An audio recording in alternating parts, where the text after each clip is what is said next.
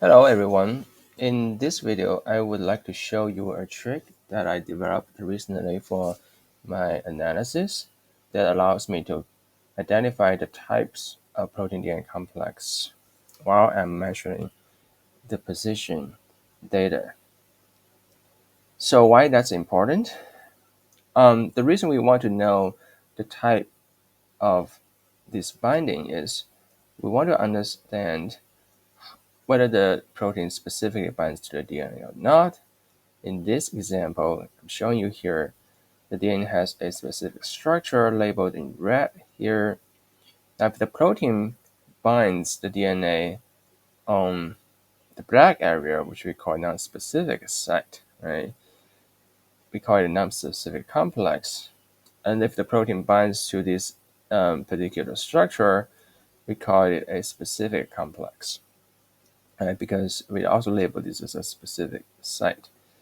And traditionally, it's not until after we measured all the position data for the molecules that we begin to calculate the type of protein DNA complex. And that's um, inconvenient because as I am measuring the position and looking at the images, I would like to know where the protein binds on the DNA, especially if I saw an interesting protein conformation and and I cannot know whether it's a specific binding or not until I pull up my calculator and do some calculation on where it binds on the DNA. Right, we have to do some calculation on, for example, the fraction distance.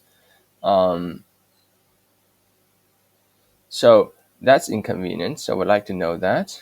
So here I'm showing you a trick, a custom script that I developed that allow me to identify the protein DNA complex um, on the fly. Okay, so here let me pull up the region inspector, and as you see that I have this very complicated molecule here, and we can see two complex, one small and one big, and there are multiple ways to dissect this DNA molecule. It could be one DNA molecule.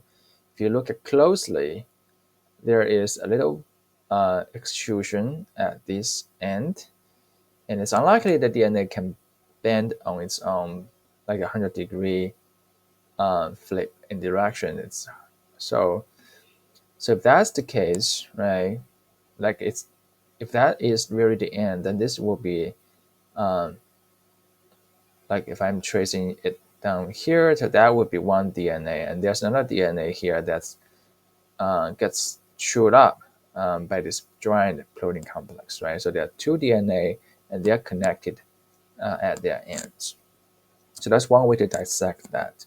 Another way is to, okay, this will be the DNA that's getting flipped by 180 degrees. So this is one single piece of DNA, and so it ends, start here, and it ends as there. So that's two ways to dissect that.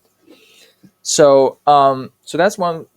So I use these examples to illustrate the power of my script, that I can not only identify the site on whether it's specific or non-specific, right? I can also identify whether it binds to homoduplex DNA or not, because in my data, there are two types of DNA that has different lengths, right? If the short DNA, which has about 300 nanometer, we see that this is like 341 nanometer, right? The short piece of DNA is the heteroduplex, and the long DNA, if I trace this to there,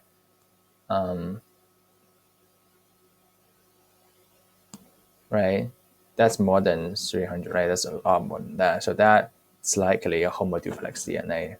So in my data, that's about 600 nanometers. So in this case, there could be a lot of DNA that gets truncated, chewed up in this big joint complex. So that is a homoduplex DNA.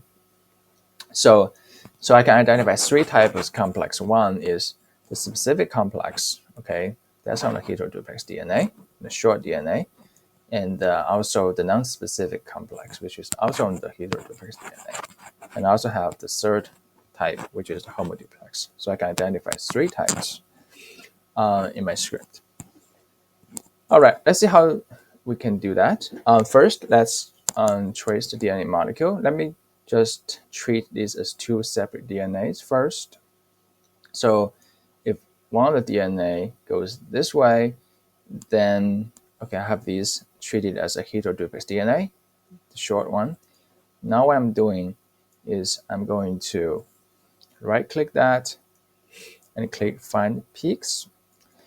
And this will record position by finding the location of the peaks, okay? And I already mentioned that in another video, which I will link in the video description. But before we do that, we need to check another profile.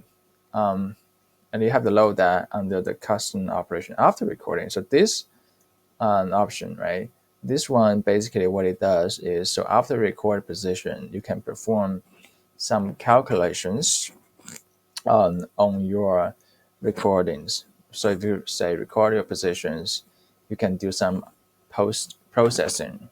You can calculate some derivative numbers based on your position recordings. So that's why we need this. And I already mentioned part of that, this feature in another video, which I will also link in my video description. So here we need to do is we need to use this. We can load a profile, and I already load that. If you can't find this profile, you can find it. When you click load profile, you can find it under scripts. Okay, so this is the profile we're using today. This is called trace post process PD type, which is short for protein DNA type. Okay, it's already checked. Make sure it's checked. And that will make it automatically calculate this after we record positions. So, and I'll dig behind what's behind this script in a moment after we finish the analysis right now. So, please check your status. Yes, let's do that. Let's click Find Peaks.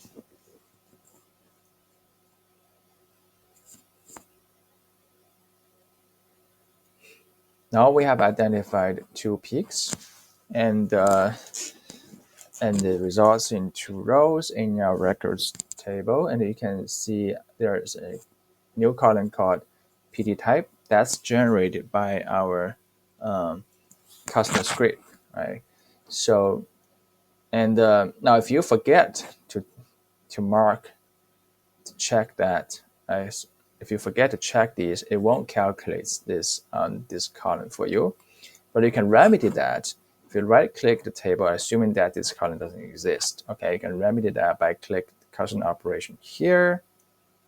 And the same profile will appear there. Then you can basically click this one, trace post-process PD type, and that would calculate this column for you, right, based on the data that's available in this table. So what it does, okay, is it uses the position information, namely the short arm fraction, right, which is the short arm position over the total length.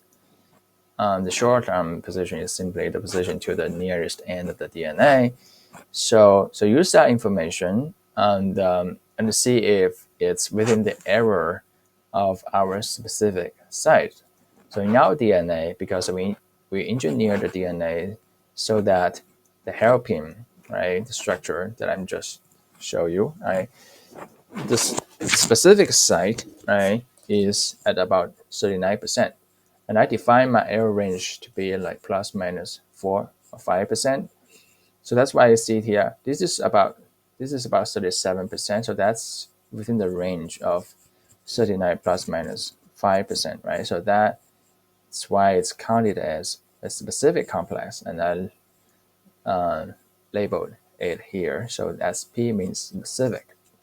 But the other complex is non-specific because it's far away from the 39% that I'm shooting for. So that's how I get these. So when I analyze these, as you see, as soon as I record my positions, I would know whether it's a specific complex or not. And that's why here I have the DNA band here, a notable band here. So that would means that if it's a specific complex, right, it bands the DNA in such a degree, right? So we can get some more insight as you analyze the data and take notes of the interesting conformations that comes with that. So that's the first way we analyze these as a short heteroduplex, right? That's we have these two protein DNA complex type. Now, if we treat this DNA molecule as a single DNA molecule instead of two DNA that's joined by the ends, right? If we treat that as a single DNA molecule, we can simply retrace that. So yeah, let me just drag this here. So that's the second way we do that. You can do the same thing. You can say, if you want to be more accurate, you can add a point because apparently the DNA passes through this point as well. You simply double click that point and it forces the trace to go through that, then it goes back. Right now, in this case, we have probably a more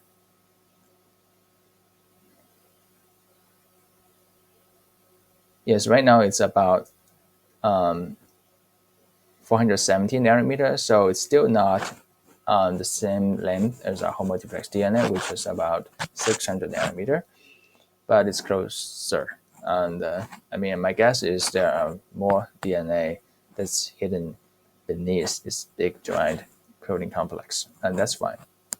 So, and we already know this is a homoduplex complex. And let's redo the measurement and see if the script works as advertised. Now, let's see, because now you see two peaks here. That's because the protein, the trace, and it goes into the DNA, and at 2.2 here, now it goes back in, right? So it basically exits the DNA at 0.2, then goes back in.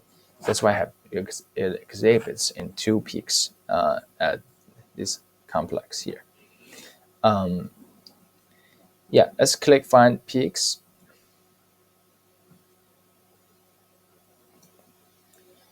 Now you see we have 3 rows that represents the location of the 3 peaks, and you also have the PD complex label as homo, right?